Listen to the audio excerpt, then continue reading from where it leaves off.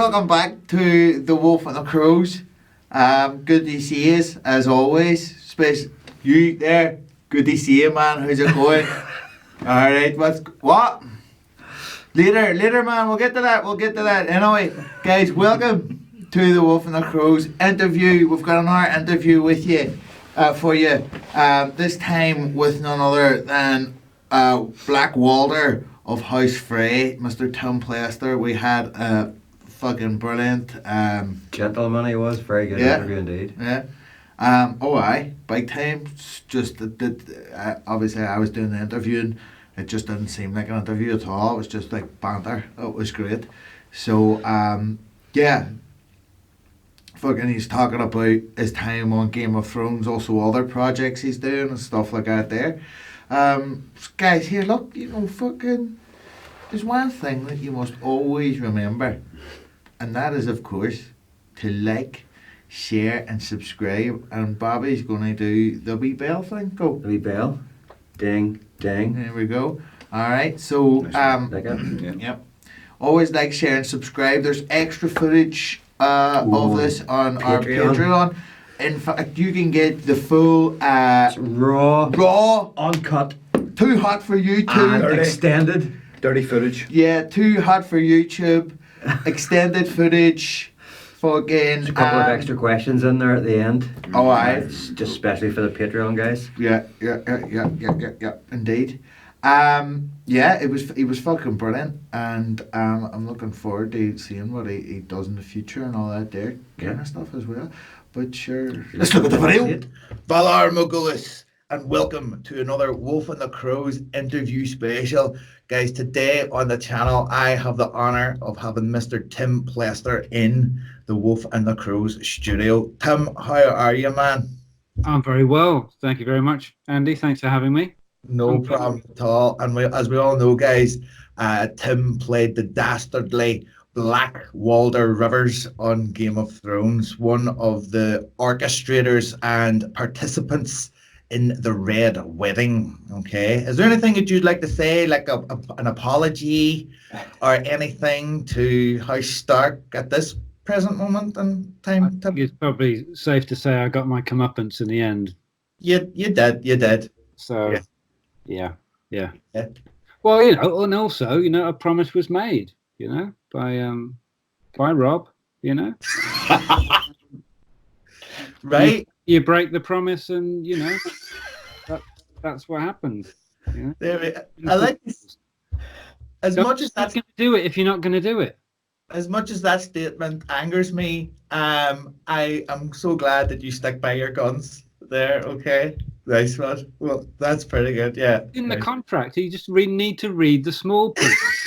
It's at the bottom. Asterisk. Look at the bottom. If you renege on this promise, there will be wholesale slaughter. It's there in the contract. So the Red Wedding happened because Rob Stark didn't read the contract. He didn't read the contract. Yeah. Okay. Well, but be careful next time you take out one of those, with OT or whatever, and they say, "Do you want to read the contract?" You say, "Nah, it's all right. I'm fine. I'll sign that." What could possibly be in the contract that I'm going to regret at a later date? Awesome. Yeah. Amazing. Kick ass. Well, I'll accept your answer, but I cannot forgive you. Okay, so if I could ask the very first question, can you tell us how you landed the role of Black Walder on the show? The audition process and stuff like that. My road to arriving on the show was not an easy one. I in fact auditioned 3 times before Black Walder. So my agent, she also represents John Bradley. Samuel Turley? Yes. So I'd kind of known about the show through her from the early days. She had mentioned she'd got a new client. He was on this new show that was going to be big, and she'd do her best to get me something on it as well. So she put me up for a few things, and I was up for the first part. I went up for, I can't remember which order it was. I went up for Dolores Ed. I actually auditioned for Dolores Ed at one point. No way. Yeah, and thought I did quite a good audition actually, but they went for somebody who's got even more of a Weasley face than me in the end. Yeah. That's hard. That's not easy to find a more Weasley faced man than me, but they successfully did that. And also they also went for someone a bit shorter as well. They obviously thought I was maybe a bit too tall for Dolores Head. Was you tire away over Kit Harington? Exactly. No, you know, they'd have had to put them on a box, and you know, imagine the extra, you know, money that would have cost, particularly during the season when Kit, you know, only had one leg. I think Yeah. second series. Imagine a man with a broken leg having to stand on a box. A lot of boxes, man. You Yeah. know, yeah. I'll forgive them that. Um, and then I also went up for a role in. I'm just looking actually on IMDb now to see which episode it was. Uh-huh. It's an episode called Garden of Bones. Yes. Don't know which. It was season 2, episode 4. I went up for a small part in that. There's a guy who gets. I think they're out at a campfire and a wolf, one of the dire wolves, Yes. and eats him. The Lannister soldier. Yes. I think I went up for that. It wasn't a big part, but I went up for that and I didn't get that. Yeah. And then the story gets even more interesting in that I go up for. So then I get a call to say, okay, that we're on to season 3 now. There's this part here. There are these two brothers. There's one called Black Walder and another one. I think he was just called Walder Rivers at that time. I'm not sure if he was called Black Walder at the start. Yeah. Not in the script I was given anyway. Okay.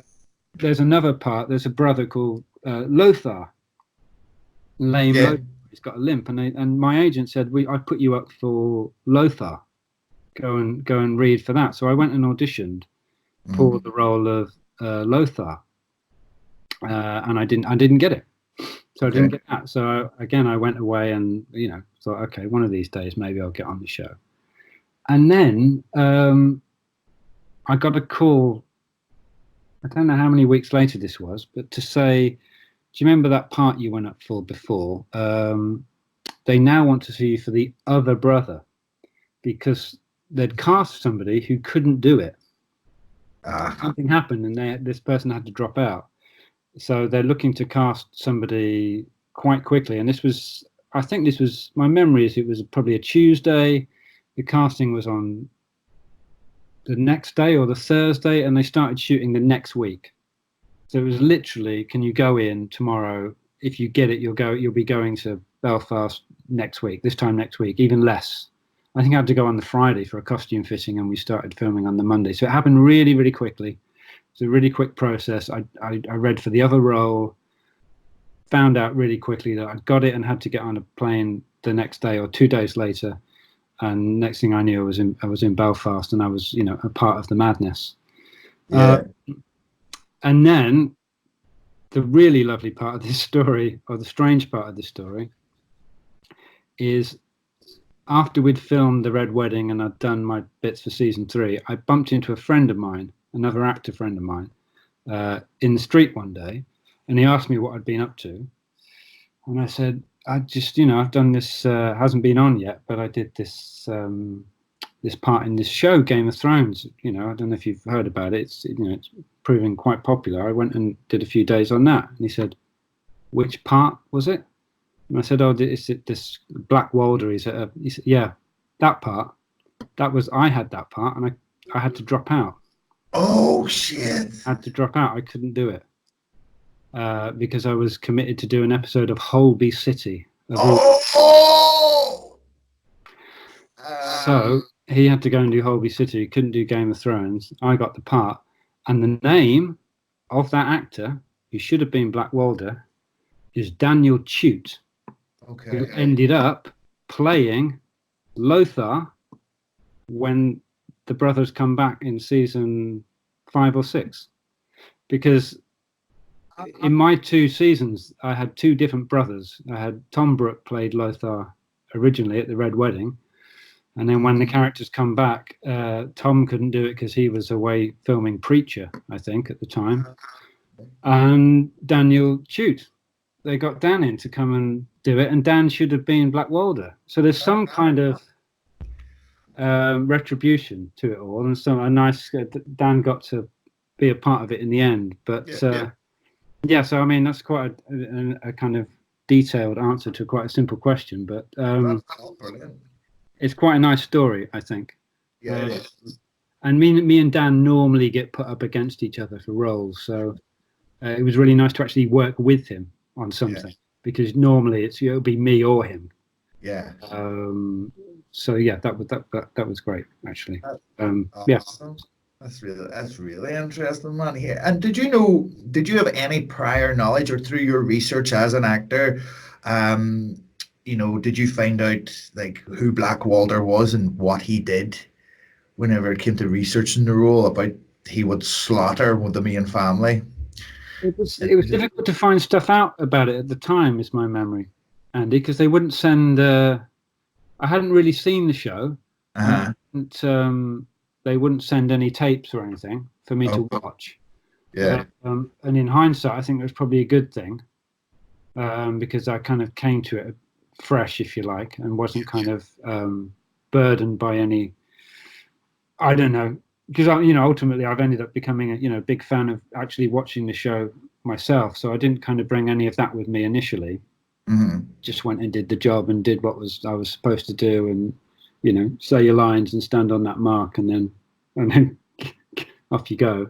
Get out of the way now, thank you. But I mean, there was stuff around, but I hadn't read the books. All I was aware of was people who were on the show. A lot of the supporting artists, in fact, who I did speak to.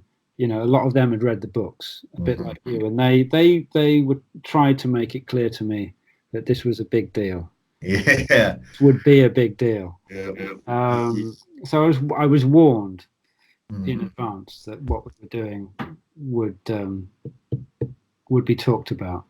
Yeah. And I tell you who else talked to me about it, because he was a big fan of the show, and he's in the episode, is the drummer from Coldplay. Yes. Will, I think his name is. And he plays one. He's in the band at the Red Wedding. People probably know that.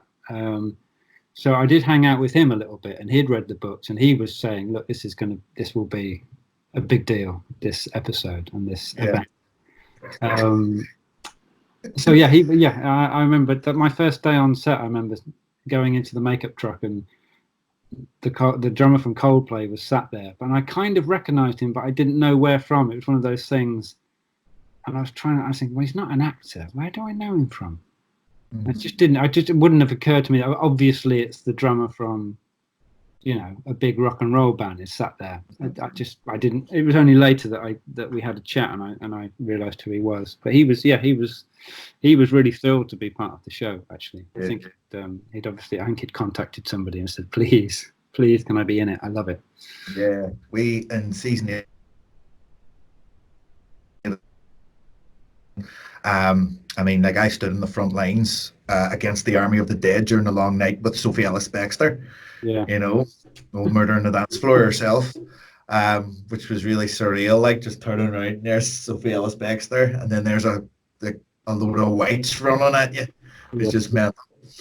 So we have our first fan question coming in from Kerry Masterson on Instagram. So Kerry would like to ask, how does it feel to have been part of one of the most infamous moments in television history? I mean, it's one of those. It's a bit of a calling card.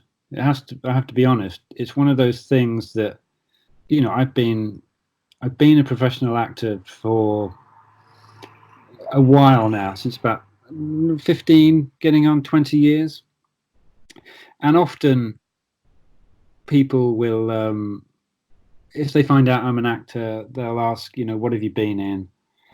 And it's one thing to be able to say I was in Game of Thrones, but a lot of people were in Game of Thrones over the years, and so that there's a certain amount of interest when I say that. But then I guess they're thinking, okay, but yeah, well, I mean, which bit were you in? And then when I can say, well, I was at the Red Wedding and I killed Catelyn Stark. Yeah. It's like, okay, oh, what? I remember that bit. Okay, I remember that bit. I'm not that guy. So it's nice to be that guy. Yeah. Definitely. I have to be honest. That is a nice thing. To have on my CV. It's just basically, I mean, not everybody, because not everybody saw the show, but for a lot of people, it's a big thing, and I have had to do a lot of selfies over the years. Usually with plastic. I have to point out, so health and safety. If there's a knife around, I will hold a knife to people's throats, but I try not to make it a sharp one. Do you walk around with a knife just in case anybody? Do you know what I normally have a plastic knife in my bag just in case, because you never know. You never know. Yeah. Awesome. Right now, always prepared. Love it. We've got a question in here. The next question is from, couldn't get this guy's real name, but on Instagram, #1true_da would like to know, were you treated differently in social settings or in public after the Red Wedding? And if so, how? So did people, when it was fresh on TV, did you ever get noticed like in Tesco's or anything? Are you that guy from, did that ever happen?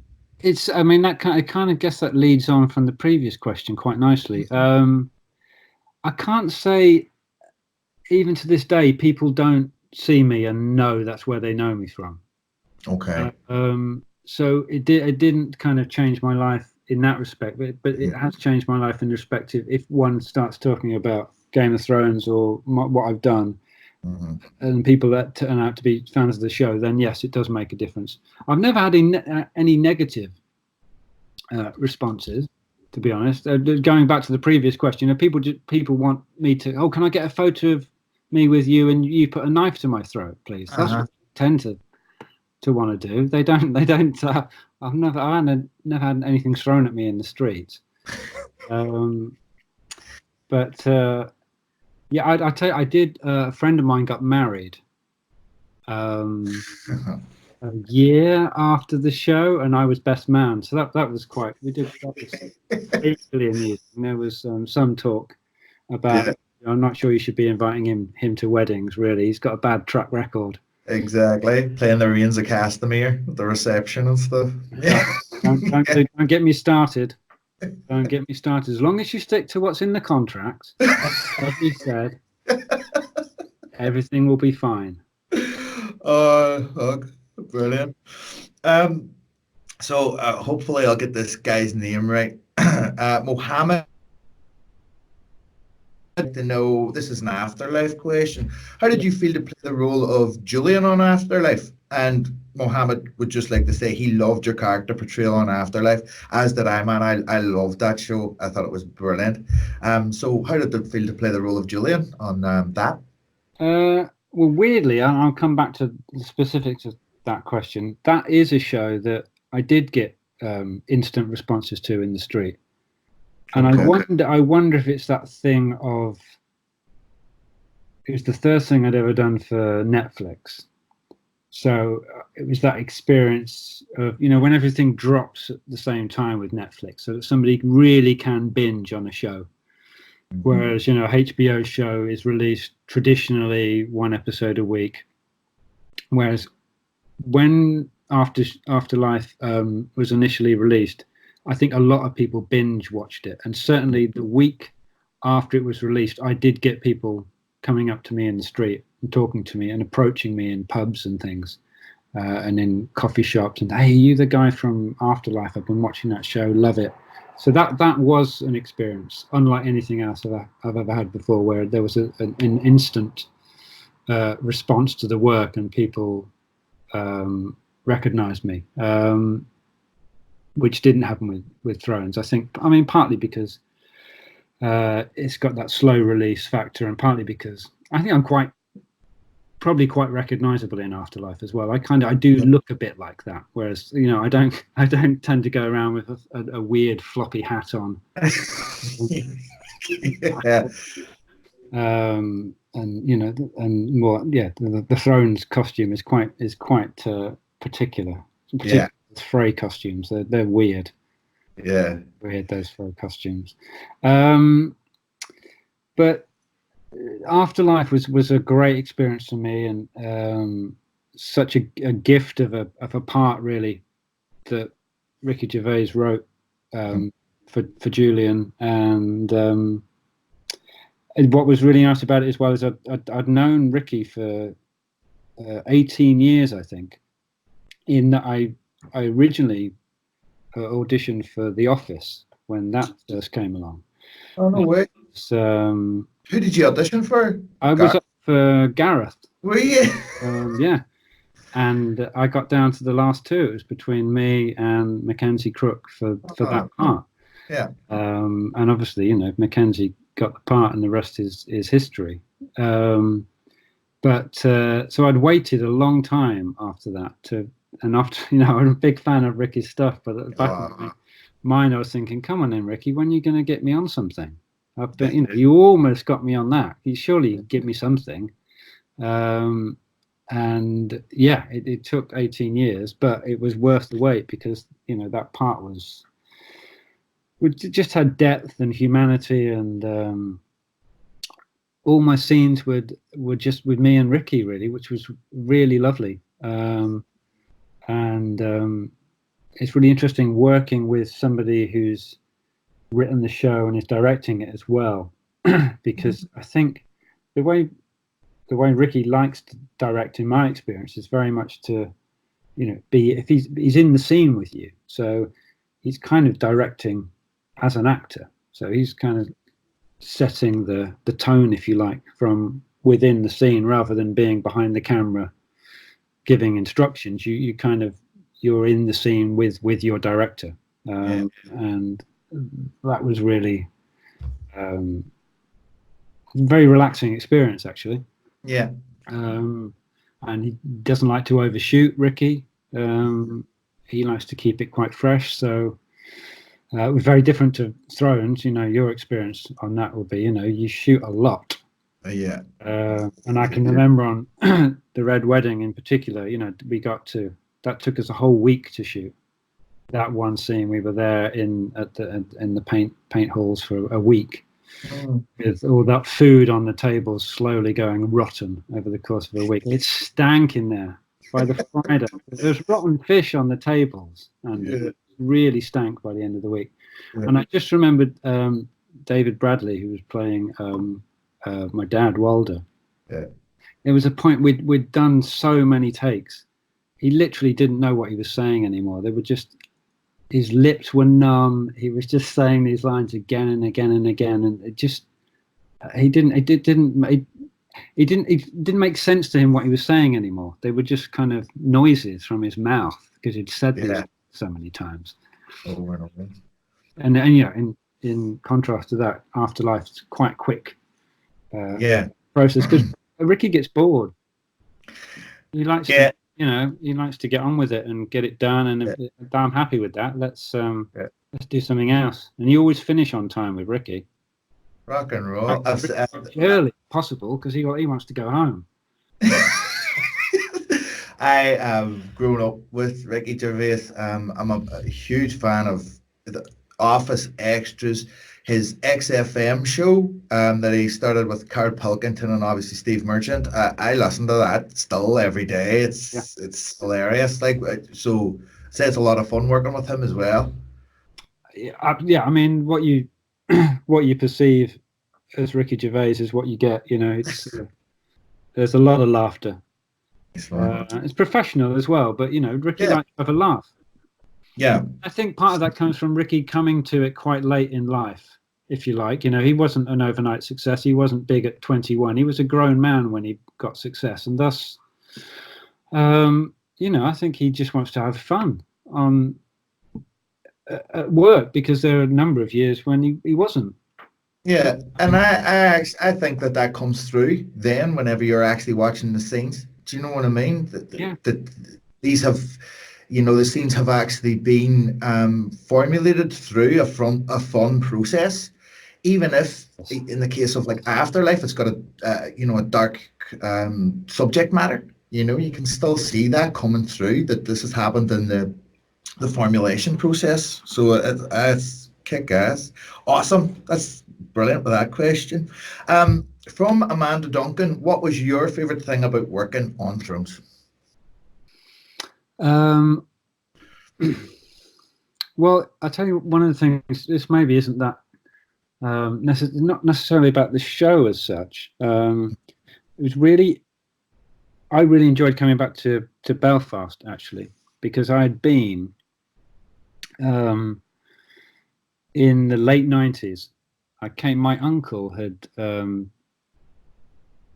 something at the Open University. He'd done a degree through the Open University, and when he was ready to pick up his degree, you could choose, because you're not affiliated to any particular university, through the Open University, you can choose where to go to pick up your degree, and he chose Belfast. And he said to me and my grandmother, "Would you like to come with me?" So we had a weekend in Belfast, and it was interesting because we were there. It was late 90s, so Good Friday Agreement had not happened. Mm. And there were still armored trucks on the streets. I remember walking up the Shankill Road and across and down the Falls Road and feeling slightly uneasy, aware that there was some tension in the air. Mm-hmm. And then on my own one day, I walked down. I think this was the really interesting bit for me in light of Game of Thrones. Is I walked down to the waterside to see where the Titanic had been built and set sail. And of course, there was nothing there. It was just completely derelict. Yeah. There was nobody else there. And I went and stood and tried to imagine what it must have been like. And the big yellow cranes were there. I can't remember what Samson. They called Samson and Goliath. Yeah. They were there.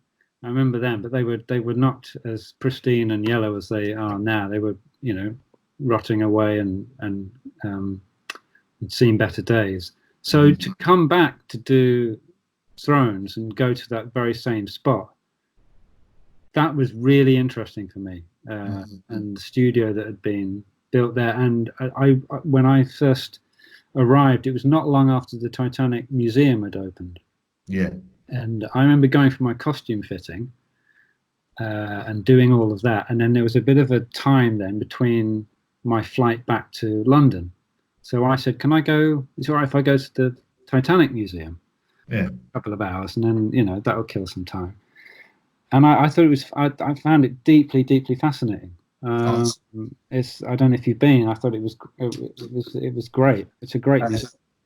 I have been, obviously, because I work in Game of Thrones tourism as well. It really got me interested in other types of tourism. Yeah. So I started to go and check out stuff on my own doorstep, like I would usually do. Yeah. And I thought it's really well presented, the Titanic Museum, really well presented. Yeah. And just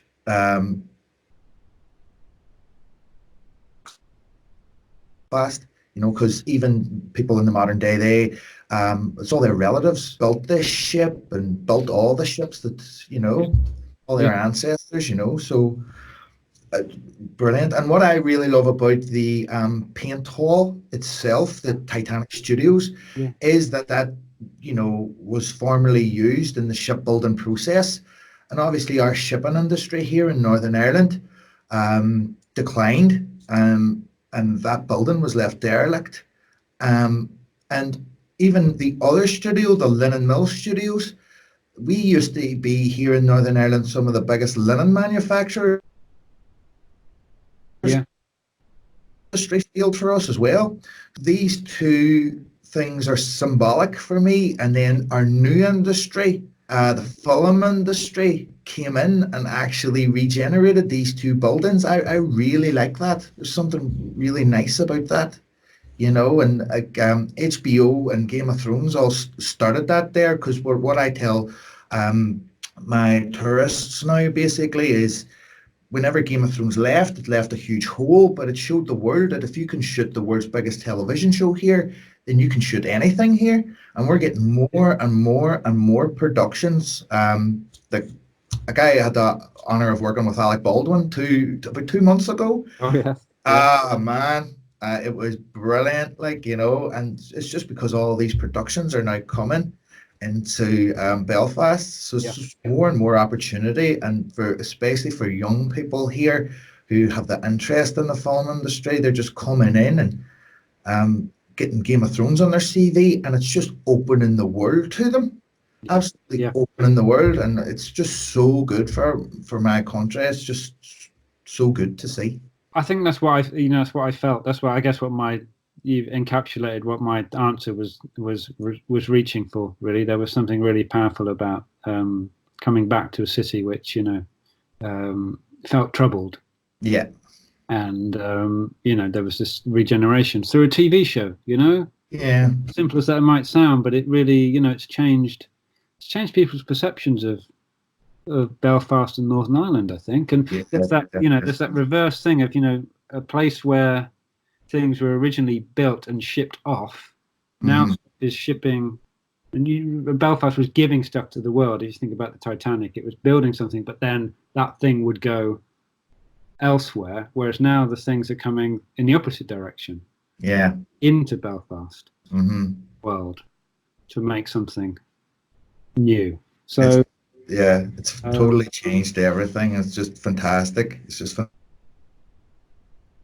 Let me see, we're on to then. So what can we look forward to from Mr. Tim Plester in the future? Any upcoming projects or anything that's about to be released, or even theatre man, or anything that you're writing, or so what have we got coming up? Well, there's I did an episode. So the BBC are rebooting the Wurzel Gummidge franchise, if there is such a thing as a Wurzel Gummidge franchise. So the BBC have made 2 new 1-hour specials, Wurzel Gummidge specials, based on the original books. Right. They're going back to source. And they're going to be on during the Christmas period. I don't know when exactly. And I'm in 1 episode of that. Right. So that's the first. I think that'll be on within the month. And that goes back to somebody I've already mentioned. Mackenzie Crook is playing Wurzel Gummidge, and Mackenzie's written it and directed it as well. And I haven't seen the finished thing yet, but I've seen bits of it, and it looks great.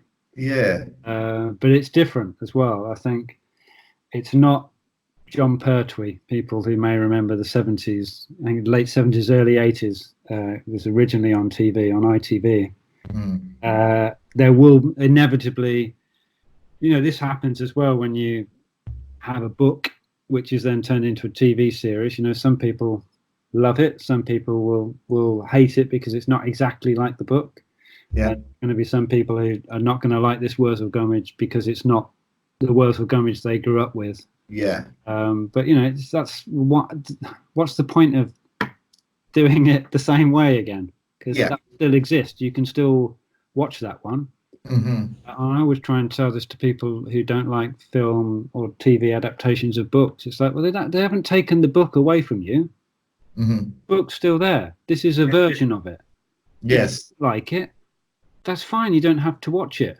It's a version of it. It can't be the book, because this is a book and this is a TV show. It's not the same thing. It can't be the same thing. It's a completely different genre format. It's not.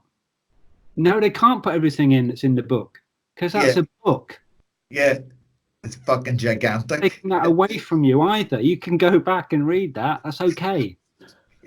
They're not saying that's illegitimate. That's still there. That's fine. Yeah. It's a version of it that you may like or you may not. And so, there will be people who will dislike the Walsall Gomez, I'm sure. Yeah. But I think Mackenzie's done a good, brave job of it and given it a new twist for our time. So there's that, and a few bits and pieces. I've just finished filming a feature film that will be out next Christmas 2020. Okay. I'm off to Iceland at the weekend to do something. Oh, really? To do a feature film over there. So I don't know if that's a low budget independent thing. I'm not sure when that will see the light of day. Uh-huh. I'm quite happy about that because, as much as I enjoyed coming to Belfast to do Thrones, part of me was a bit jealous that I didn't get to go to Iceland as well. I was always a bit jealous of those guys. So I get to go to Iceland. And then, yes, I make films as well, Andy. I make documentaries. And I've just finished a new documentary called Southern Journey Revisited, which will be out next year, hopefully. It's a music documentary / road movie. Awesome. Where could we find some of your previous documentaries? Where could we watch those? So I do have a website, timplester.com, Awesome. which it's I think there's links to most stuff on there. I've been making stuff in parallel with my acting career for the last 15 or so years. I made a number of short films, which those are all online. They can be watched on YouTube. There's one called Ant Muzak, which is about Adam and the Ants. There's one called Blake's Junction 7, which is about Blake's 7 TV series. There's one called World of Wrestling, which is about old school 70s and 80s wrestling, Big Daddy and Giant Haystacks. Definitely Giant Haystacks. Oh man, those guys. I did those, the little comedy short films, and it's got some good people in them. Mackenzie Crook, have I mentioned for Mackenzie? He's in all 3 of those films. Johnny Vegas is in one. Martin Freeman's in one. Chris Marshall, Miranda Hart. So there's those. And then, then I've ended up making documentaries, and those, I don't think they're available. I think they might be available online, video on demand, but there are DVDs. Oh. I don't know if anyone still buys digital versatile discs, Andy, but for those of you who do, you can buy the shorts. They're all on a DVD together, and then there are 2 feature-length documentaries. One's called Way of the Morris, which is about the much maligned English folk dance Morris. And then there's another film called The Ballad of Shirley Collins, which is about an English folk singer called Shirley Collins. So they're both out on DVD, and you might find them on, I think Way of the Morris is on Vimeo. It sounds like you do documentaries about kind of abstract stuff. I've ended up doing documentaries about a kind of folk stuff, folk music, folk activities, things with an idea of English identity. I think I've ended up getting involved with, in a way of trying to, it's a tricky area because it's very difficult to do anything about English identity without it very quickly falling into the trap of, right-wing politics. And I think, as an Englishman, I've struggled with my identity to kind of, is it okay to be proud to be English in respect of, the empire, etc., etc. There's a lot not to be proud of. And I understand that, but that makes it then difficult to kind of find your place with your identity, particularly having, when I moved to London, it had a lot to do with this and meeting people from all over the world, and people who were proud of where they came from or their traditions, but also, proud to be part of something else, proud to be part of London and being part of it's not about excluding yourself from the bigger world, but just something about being proud about something about your own heritage and where you come from. And through that, then being able to share that with other people and connect, in part of a bigger, wider world. Yeah. So I've always struggled with that a bit. So I've ended up, my films are kind of, I make them with a co-director friend of mine called Rob Curry. And Rob is London born, but his mum is Italian and his dad is Indian. So he has a kind of interesting background. And I think it's helped me to kind of find my own identity. And we work together on these Awesome. films. That's what I do when I'm not acting. Awesome. I'm really interested to watch that the wrestling one and the Morris dancing one. I really like abstract stuff, man, because I actually dabbled in filmmaking at one time. I went and I did a course from it, and one thing was our tutor from that course had asked us to pick a subject and talk about it. And my subject was I wanted to hunt down why guys that repair shoes, cobblers, also cut keys. I wanted to know the answer to that question. Why the fuck do these men who repair shoes also cut keys? My tutor couldn't get over this. He was like, what do you mean? What do you want the answer? I go, cause why? And I said, why did they do that? And he goes, I have no idea. And I said, I'm going to find the answer out for you, boss. Right? And I went and made this little short documentary about it.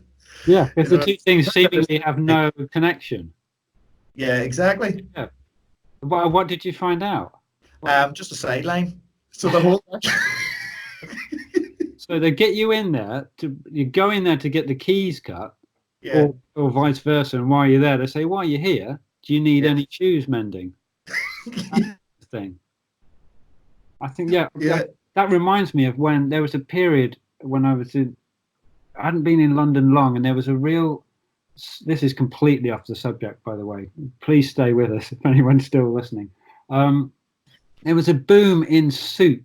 I don't know if you remember this, whether it came to Northern Ireland or not, but in London for about 6 months, soup was the new thing. There were cafes, restaurants that opened up that only served soup. And right. It was soup. It was all about soup. But somebody pointed out very quickly, what about in the summer when people, have less soup? And, they were able to say, well, there's gazpacho, there's a gazpacho cold soup people could have. And it was apparent very quickly that probably wasn't going to be enough soup to sustain you through half the year until it got cold again. I think they tried to diversify into, we could do porridge as well. We could do porridge and soup, but it was like, but the problem there still is that porridge is predominantly a winter-based. Yeah, it's warm. Find some way of filling that void. The summer months, what are you going to sell then? And you don't need me to tell you that. Are there many soup shops on the high street? It didn't work. It just didn't. Just led to the Great Soup Depression, and it never came back. They should have cut keys as well, maybe. Soup and key cutting. Kick ass. Yeah, that's Jesus. That's a business opportunity in the future. That man, you never know. No. Maybe round again. Don't put your money into soup, Andy. Kick ass. So the last question: what was the one thing you took away from your experience on Game of Thrones? I think the honest answer to that is my friendship with Dan Chute, who played my brother, Lothar. And I'd known Dan, and as I said kind of earlier on in one of the other answers, I did know Dan before we did the show together, but working together really solidified our friendship. And as I said, the fact that we were able to do something together rather than be in direct competition for a role, which we normally are, was just great. And that's not to belittle my friendship with Tom Brooke either, who played Lothar in season 3, because I got on really well with Tom. as well. But I've stayed in contact with Dan. In fact, I spoke to Dan yesterday or the day before. So we still see each other and still talk to each other and console each other when neither of us have got a job that we both went up for, and try to congratulate the other one if one of us gets a job that the other one didn't. But we've done a few conventions together, which has been nice. So, and I know you've done a few conventions as well. And I always say, me and Dan have actually had a pact together that if one of us gets asked to do a convention, we will only do it if the other one can do it as well, because we like to do it as a double act. Yeah, that Just a nice excuse to see each other, if nothing else. Yeah. So yeah, that really friendships, and I got on really well with Tobias Menzies as well, who Edmure, yeah, who again I knew Tobias briefly before we worked on Game of Thrones together, but yeah, we had a right laugh filming and hanging out in between shooting, and so yeah, I still talk to Tobias occasionally as well. So just been watching him in The Crown, fact, which he's absolutely phenomenal in. I think he's the best thing in it. I really do. I think it's I remember Tobias from Rome. Yes, yeah, Rome. Yeah, Absolutely brilliant. Yeah, he's a class act, is Tobias. Yeah.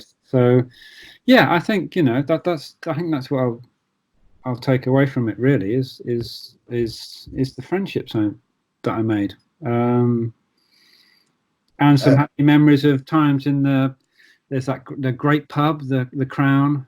Is it called what's it called? The Crown Saloon? Has it got the word liquor in it as well? Belfast's oldest pub. It still has the women's section built into it and everything. Yeah. Place. Yeah. I remember going in there when we first time I went in there was when we were shooting the Red Wedding, and I went in there with Tom Brooke, who was playing Lothar, and Richard Madden, who played Rob, and Richard Madden's mum and dad were there visiting him. So we all went in there together and had a nice drink. And see, we can be, even though I've got to kill him and most of his family, we can still be friends before a drink. Parents. I love that pub, and me and Dan used to go to, I don't know if it's still there anymore, there was a place we used to go to where they did kind of vaguely it wasn't Tex-Mex, I think it was called Bootleggers, man. It was nice tacos and things. That was mine and Dan's favourite place. Changed name now. They like to change the name of that place every few years.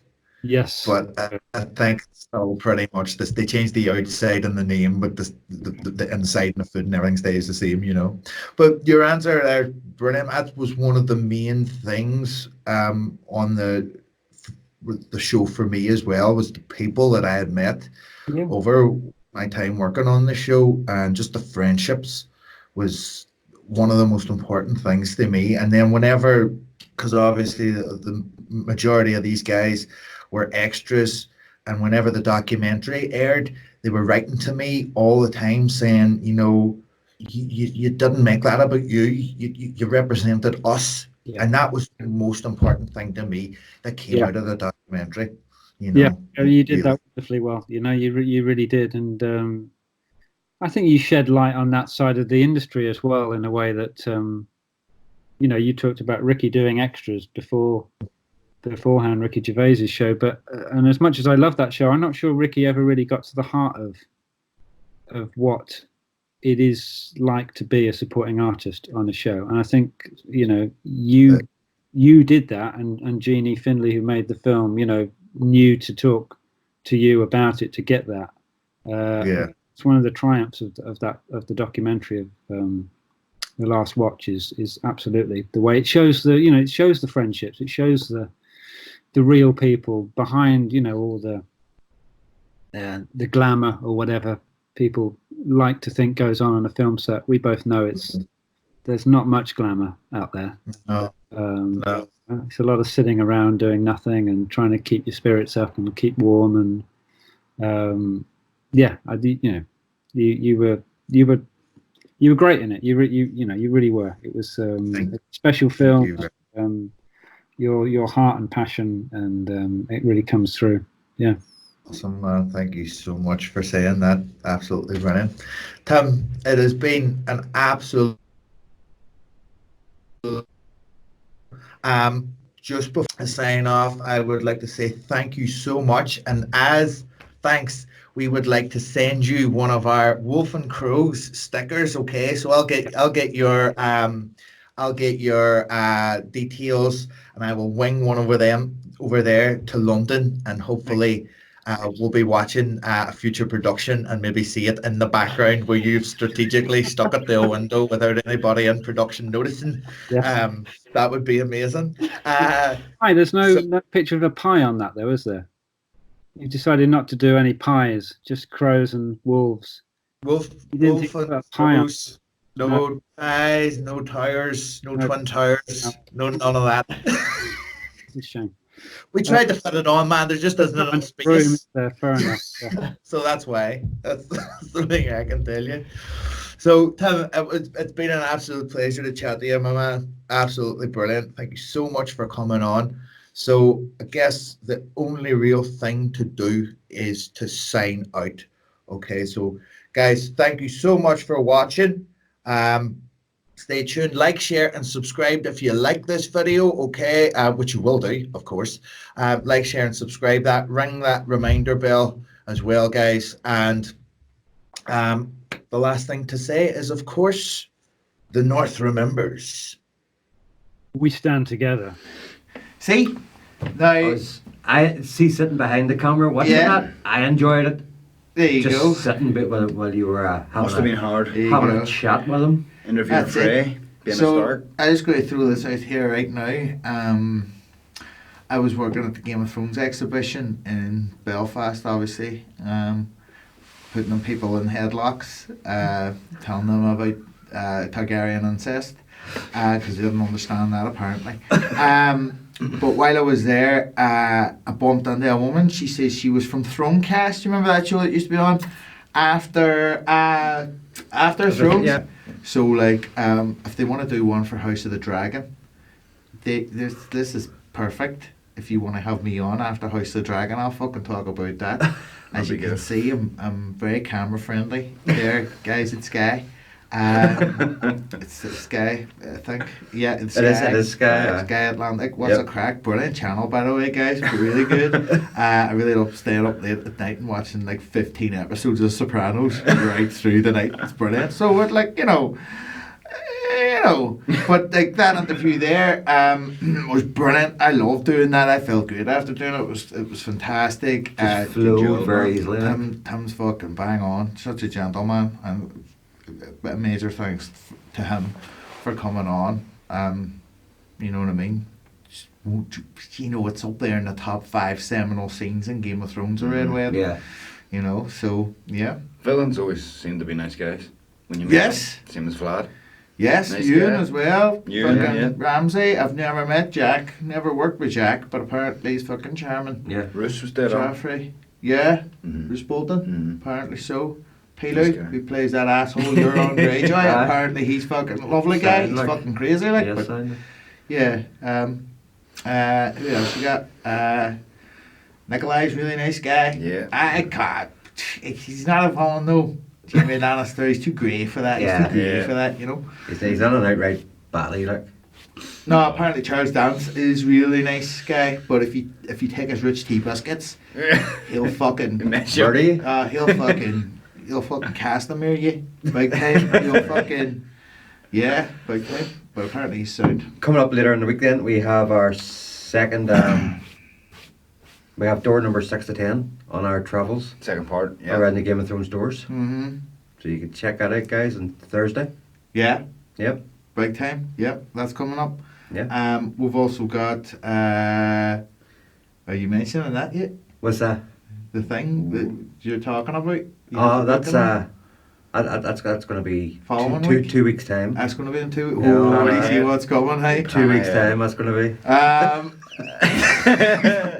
You've got always, guys, our live streams That's right. at 8 p.m. on a Sunday night. Yep. Apparently highly inconvenient for people, but we got nothing more to give you. You can fucking try to find us ultimate time. You're on the show, man. Get everybody happy. Do you know what I mean? So tune into that. Oh, as always, guys, sign up for our Patreon. All those goodies in there. Oh, yeah. And with Christmas coming up, guys, what are you going to buy that Game of Thrones fan in your life? What you can do is you can go on and check out the Wolf and the Crow's Amazon shop. There's the fucking shit flying across the screen, right? Whoa! There's the shit go, whoa! Or if you want to get really personal, you can have some Wolf and the Crows merch. You can, what do you call Or it? t-shirts and mugs. Here, Your look, socks. I dare you, I Perfect. dare somebody out there, right, to just buy somebody, like, a wreck of Wolf and Crow shit, Yeah. right, and then send us a picture of them on Christmas morning, Go on. just covered in Wolf and Crow shit, and be all, tell you do it, boys, ha ha! Do you know what I mean? So, if you want to do that, that would work out. Yeah. Yeah, fucking... Nothing else to cover in there, is there? Don't That's think. Thursday's episode. That's that. Yeah. Live streaming Sunday. Yeah, Patreon. yeah. Like, Good job, man. share, On the interview. and subscribe. Thanks. As always, that should be a given by now. Do Yeah. you know what I mean? And ding that bell. Yeah, because before every video, we always say, always remember to say like, share, and subscribe. That's why we say it. That's why we say it so much, because Bobby, when he was watching the YouTube tutorial video, the guy on it said, always make sure to say like, share, and subscribe, and to ring the reminder bell. And Bobby's like writing all this down. Do you know what I mean? So then, that's why we say it so much. It's to get you to do it. Yeah. You know what I mean? And still there's people there watching it going, No. nah. It's the human condition. It's the human condition. What the fuck? Do you know what I mean? Here, I do the same myself. Right. Right. Well, no, I wouldn't actually. I personally would like, share, and subscribe. Oh, of course you would. Yeah, right then. So, guys, thank you once again for joining us for another Wolf and Crows interview. More coming up. Who the fuck will be next? Right? So, yeah, only one last thing to do, and that is, of course, to sign the fuck out of the video. For the watch. Valar Morghulis. The North remembers.